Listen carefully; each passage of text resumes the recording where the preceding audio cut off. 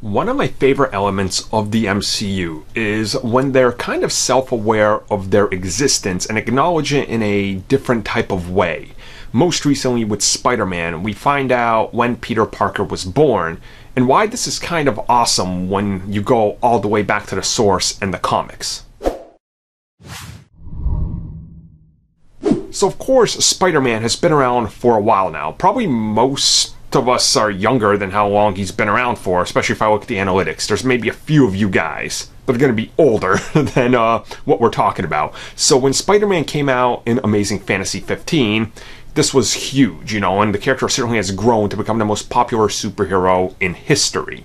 And just by looking at that, you kind of had to assume Marvel was going to somehow do something with this, and as it turns out, they did. In Spider-Man Far From Home, we see his passport, and we find out the date of birth, August 10th. That's the exact release of Amazing Fantasy. So that's pretty awesome. Now, obviously, they're not going to go all the way back to, being like, yeah, Peter's like 50 plus, because that's not going to happen. But the date is kind of a nod to that as well.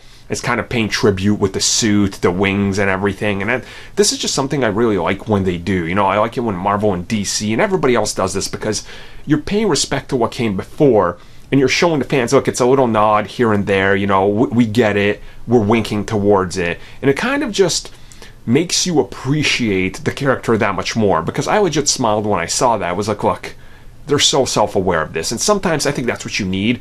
People sometimes take things a little too seriously, and this is a good one. If you don't know when Amazing Fantasy came out or what it means, it's nothing to you, right? And they're not beating you over the face with it, but at the same time, they're showing you something that's just like, hey, look, check it out. Isn't that fun? And if you're a fan, you picked up on it. So that's pretty great. You guys let me know your thought on this. How do you like it? And how do you like these little winks and nods towards character history throughout the movies?